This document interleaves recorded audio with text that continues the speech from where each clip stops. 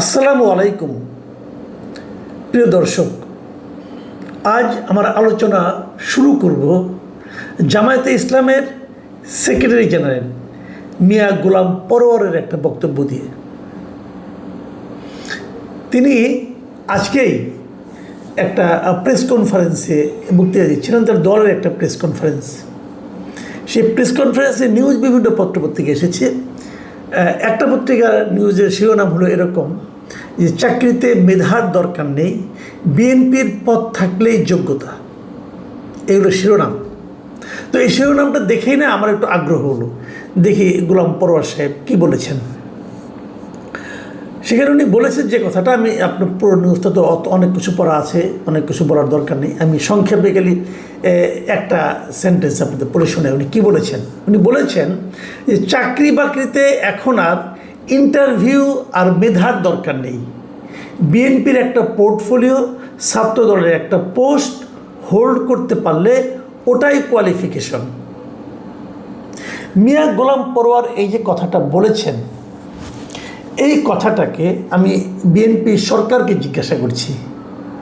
BNP সরকার যারা মন্ত্রী আছেন, দায়িত্বপূর্ণ পদে আছেন, তাদের কাছে আমার একটা সবিনয় প্রশ্ন, মিয়া গোলাম পরোয়ারের এই বক্তব্যকে আপনি অস্বীকার করতে পারবেন? সারা দেশে হচ্ছেটা কি? যা হচ্ছে সেটা কি আসলে দলীয়করণ নয়? দেখুন, মিয়া গোলাম পরোয়ার একটা উদাহরণ দিয়ে বলেছেন যে নির্বাচন কমিশনে একজন ব্যক্তিকে নিয়োগ দেওয়া হয়েছে, তার নাম হলো মিস্টার শামসুল আলম। তিনি একসময় নির্বাচন কমিশনে উপসচিব পদে চাকরি করতেন, কিন্তু তারপর তিনি কিন্তু অবসরে যাওয়ার পর বিএনপি তাকে তাদের সংসদীয় আসন পুনর্বিন্যাস যে কমিটি করেছিল, সেই কমিটির সদস্য উনি ছিলেন। বিএনপির রাজনীতির সঙ্গে খুবই জড়িত ছিলেন। তাকে নিয়ে এসে নির্বাচন কমিশনের অতিরিক্ত সচিব পদে চুক্তিভিত্তিক নিয়োগ দেওয়া হয়েছে। কেন? এটা 1 বছরের জন্য দেওয়া হয়েছে। মাথায় রাখবেন, আগামী 1 বছরে কিন্তু সারা দেশের স্থানীয় সরকার নির্বাচনগুলো হয়ে যাবে, সবগুলি হবে 1 বছরের মধ্যে। তাহলে কি দেখেন, অতিরিক্ত সচিব কিন্তু একটা বড় পোস্ট, অনেক বড় পোস্ট এবং পাওয়ারফুল পদে। তাহলে তাকে নির্বাচন কমিশনে এনে নিয়োগ দিতে হলো কেন? উনি তো বিএনপির খুবই গুরুত্বপূর্ণ একটা কাজের সঙ্গে জড়িত ছিলেন। তাহলে কি এই স্থানীয় সরকার নির্বাচনকে বিএনপি তাদের মতো করে আয়োজন করতে চায়? এই নির্বাচনের নিরপেক্ষতা নিয়ে প্রশ্ন উঠুক, বিএনপি কি এটা চায়? বিএনপি এবার জাতীয় নির্বাচনে 2 শতাধিক আসন পেয়েছে, নিরঙ্কুশ সংখ্যাগরিষ্ঠতা পেয়েছে। নিরঙ্কুশ সংখ্যাগরিষ্ঠতা পাওয়া একটা দল মাত্র 1 বছরের মাথায় তাদের আত্মবিশ্বাস কি এতটাই কমে গেল যে নির্বাচনকে ম্যানিপুলেট করার জন্য নিজেদের লোক সেখানে বসাতে হবে? আমি এই প্রশ্নটা কিন্তু করতে চাই বিএনপিকে। যদি 1 বছরের মাথায় আপনাদের এই দুরবস্থা হয়, 5 বছর পর আপনাদের কি হবে? দেখুন, গণতান্ত্রিক পদ্ধতি যখন নির্বাচন হয় এবং সেই পদ্ধতিতে যারা নির্বাচিত হয়, যে সরকার আসে, তাদের একদম প্রথম দিন থেকেই লক্ষ্য থাকে আগামী নির্বাচনে আমরা কিভাবে জনগণের কাছে যাব, কি নিয়ে যাব। জনগণ যে প্রশ্নগুলো আমাদেরকে করবে আমাদের এই 5 বছরের কর্মকাণ্ডের উপর, সেই সমস্ত প্রশ্নের আমরা কি জবাব দেব। আপনাদের যদি এই প্রশ্নটা করা হয় যে আপনারা সর্বক্ষেত্রে দলীয়করণ করেছেন, 1 বছর না যেতেই, 1 বছর বাদ দেন, 6 মাস পার না হতেই বিএনপি প্রধান বলেছিলেন যে 180 দিনের একটা টার্গেট নিয়েছেন। 180 দিনের টার্গেটের মধ্যে আমি বিএনপি প্রধানকেও প্রশ্ন করতে চাই, 180 দিনের মধ্যে আপনার দল এগুলো, আপনার সরকার এগুলো কি করছে? দেখুন, আমরা এই মিয়া গোলাম পরোয়ার যে কথা বলেছেন, উনি কিন্তু একটা পদের প্রেক্ষিতে বলেছেন বলে আমার কিন্তু মনে হয় না। 2 দিন আগের কথা বলি আমি আপনাকে। এই সপ্তাহেই সরকার একটা অসাধারণ কাজ করেছে, সেটা হলো রাষ্ট্রের 12টা সরকারি সংস্থা, বোর্ড বা কর্পোরেশন এগুলো নির্বাহী যে পদগুলি আছে, প্রধান নির্বাহী যে পদ, মানে চেয়ারম্যান অথবা এমডি, এই সমস্ত 12টা পদে ওনারা ওনাদের দলীয় লোককে বসিয়েছে। মানে যে লোকগুলিকে বসিয়েছেন তারা কোনো সরকারের কোনো কর্মকর্তা নয়, বিসিএস কর্মকর্তা নয়, অথবা প্রশাসনের কোনো কাজে তাদের কোনো অভিজ্ঞতা নাই, কেবল দল করে।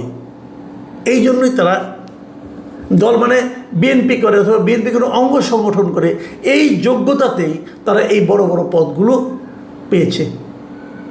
এর মধ্যে সরাসরি রাজনীতি করে না মাত্র একজন, যার নাম আগে বললাম, যিনি নির্বাচন কমিশনের সাবেক উপসচিব ছিলেন এবং বিএনপি নির্বাচন বিষয়ক বিশেষজ্ঞ উনি, মোহাম্মদ শামসুল আলম। তাকে নির্বাচন কমিশন সচিবালয়ের অতিরিক্ত সচিব পদে নিয়োগ দেওয়া হয়েছে। এটা হলো কি, উনি সরাসরি বিএনপির কোনো পদ নাই, তবে উনি বিএনপির নির্বাচন বিষয়ক বিশেষজ্ঞ ছিলেন এবং গত নির্বাচনের সময় বিএনপিতে ওনার বড় ভূমিকা ছিল। উনি একটু কম দলীয় বলতে পারি আমি, যে মানে সরাসরি না, একটু ঘুরিয়ে। আর বাকিদের নাম আমি তালিকাটা আপনাদেরকে একটু পড়েই শোনাবো, কারণ আমি এটা মানে এই জিনিসটা আমার মানে এত খারাপ লেগেছে যে আমার হয়ে জনগণের সঙ্গে, আমার দর্শকদের সঙ্গে শেয়ার না করলে চলবে না। দেখুন, জাতীয়তাবাদী শ্রমিক দলের কেন্দ্রীয় কার্যকরী সভাপতি মোহাম্মদ সালাউদ্দিন সরকার, তাকে নিয়োগ দেওয়া হয়েছে বাংলাদেশ শ্রমিক কল্যাণ ফাউন্ডেশনের মহাপরিচালক হিসাবে। আরও কয়েকটা নাম বলি।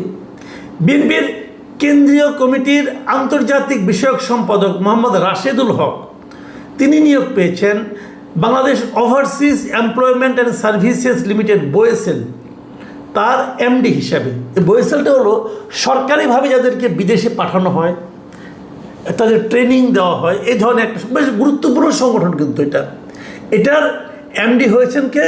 বিএনপির আন্তর্জাতিক বিষয়ক সম্পাদক। এইগুলো ওনার যোগ্যতা। আচ্ছা, বিএনপির কেন্দ্রীয় কমিটির বন ও পরিবেশ বিষয়ক সম্পাদক, রাজশাহী সিটি কর্পোরেশনের সাবেক মেয়র ছিলেন উনি, মোহাম্মদ মোসাদ্দেক হোসেন বুলবুল, তিনি নিয়োগ পেয়েছেন বাংলাদেশ বন শিল্প উন্নয়ন কর্পোরেশনের চেয়ারম্যান হিসাবে। বিএনপির কেন্দ্রীয় কমিটির সহ ধর্ম বিষয়ক সম্পাদক এটিএম আব্দুল বারী ড্যানি, তিনি নিয়োগ পেয়েছেন বাংলাদেশ অভ্যন্তরীণ নৌ পরিবহন কর্পোরেশন BIWTC, তার চেয়ারম্যান হিসাবে। দেখুন, এগুলি কিন্তু কোনোটাই রাজনৈতিক পদ না, এগুলি অত্যন্ত গুরুত্বপূর্ণ পদ এবং এই প্রত্যেকটা পদের, প্রত্যেকটা প্রতিষ্ঠানের কিছু অর্থনৈতিক কর্মকাণ্ড আছে এবং সেগুলির সঙ্গে জনগণের কিছু স্বার্থ সংশ্লিষ্ট বিষয়ও আছে। সেটা প্রধানের পদে নির্বাহী প্রধান হিসেবে নিয়োগ পাওয়ার জন্য যোগ্যতাটা কি? ওনাকে বিএনপি করতে হবে এবং বিএনপির কোনো জায়গায় আরও আমি আপনাকে 12টায় পড়ে শোনাবো আপনাদেরকে। জাতীয়তাবাদী যুব দলের সাবেক কেন্দ্রীয় সহসভাপতি মোহাম্মদ কামরুজ্জামান, যিনি কামরুজ্জামান দুলাল নামে পরিচিত, তিনি নিয়োগ পেয়েছেন বাংলাদেশ জাতীয় সমাজ কল্যাণ পরিষদের নির্বাহী সচিব হিসাবে। বিএনপির রংপুর বিভাগীয় সহসাংগঠনিক সম্পাদক আব্দুল খালেক, তিনি নিয়োগ পেয়েছেন বাংলাদেশ ইস্পাত ও প্রকৌশল কর্পোরেশন BSEC, এটার চেয়ারম্যান হিসাবে।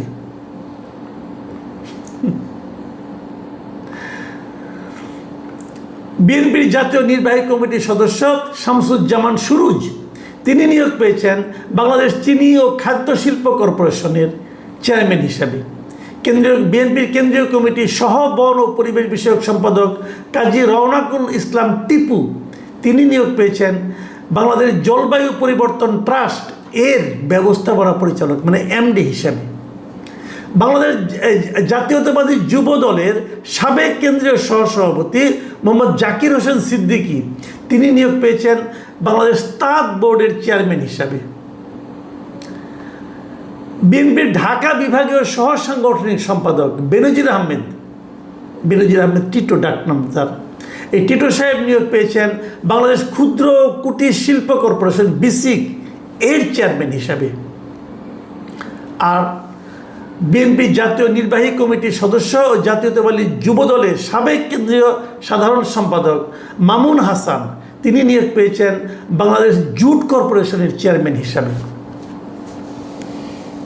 ভাই, একটা কথা বলতে চাই, আমরা বিগত সরকারের সমালোচনা করি, তারা অনেক জায়গাগুলিকে দলীয়করণ করেছিলেন, আপনারা কি করলেন? এবং আমি তো মনে করি যদি তুলনা করা হয় এটা বিগত সরকারের আমলকেও লজ্জা দিবে আপনাদের এই ব্যাপারটা। একদিনে 12টা, এই যে দিনে 12টার কথা বললাম আমি, এর আগে আর করেন নাই। প্রত্যেকটা জেলা পরিষদে যে প্রশাসক নিয়োগ করা হয় সেইগুলোতে আপনারা দলীয় লোককে নিয়োগ দিয়েছেন। যতগুলি জেলা পরিষদ আছে আমাদের এখানে 60-এর বেশি, কোনো নির্বাচন নাই। এটা কিন্তু একটা নির্বাচন করার মতো পদ, যে পদে নির্বাচিত হয়। আপনি যদি প্রশাসককে নিয়োগ করতে চান, কোনো একজন সরকারি কর্মকর্তাকে নিয়োগ করতেন, চলছে না, চালাচ্ছেন তো, তাহলে এখানে আপনি দলীয় লোককে নিয়োগ করতে হবে কেন? ঠিক একই রকম প্রত্যেকটা সিটি কর্পোরেশনের প্রশাসক নিয়োগ করেছেন দলীয় লোক। আপনার দলের লোক, তার একমাত্র যোগ্যতা সে বিএনপি করেন, আর কোনো যোগ্যতা নাই তার। আর কোনো যোগ্যতা থাকতেও পারে, আরেকটা যোগ্যতা আছে, কোনো জায়গায় ফেলটুস পড়া প্রার্থীকে বসাইছেন, মানে এমপি ইলেকশনে ফেল করছে, তারা এনে সিটি কর্পোরেশন বসাইছেন। যাকে জনগণ প্রত্যাখ্যান করলো তাকে আপনি পুরস্কার দিলেন। মানে জনগণ যাকে চায় না তাকে দল চায়। মানে দলের সঙ্গে জনগণের চিন্তার কতটা পার্থক্য ভেবে দেখুন একবার। তাকে আপনার আনতে হবে, তাকে আপনি ভালোবাসেন, ভালো কথা, তাকে একদিন চা নাস্তা খাওয়াই দেন, অসুবিধা রেখে আছে, ভালোবাসা প্রকাশ ঘটুক। কিন্তু উনি তো ওনার যোগ্যতা প্রমাণে ব্যর্থ হয়েছেন, উনি তো জনগণের মন জয় করতে পারেন নাই। তাকে আপনি জনগণের মাথার উপর চাপাই দিয়েছেন। এবং এটা করার মাধ্যমে বিএনপিকে লাভ করেছে। আমি মূল পয়েন্টে আসতেছি, এই যে কাজগুলি বিএনপি করছে, আপনারা আমাকে প্লিজ বলেন এতে বিএনপির কী লাভ হচ্ছে? বিএনপি যদি একটা গণতান্ত্রিক দল হয়, বিএনপি তো আগামী নির্বাচনে জনগণের কাছে যাবে। কি নিয়ে যাবে? যখন জনগণ তাকে প্রশ্ন করবে আপনি এই লোকগুলিকে, দলীয় লোককে এনে বসাইছেন কেন, বিএনপি কি জবাব দেবে? এই জবাবটা আমরা একটু শুনতে চাই, একটা ব্যাখ্যা প্লিজ। স্থানীয় সরকার মন্ত্রণালয় হোক, অথবা যে মন্ত্রণালয়ের আছেন, অথবা প্রধান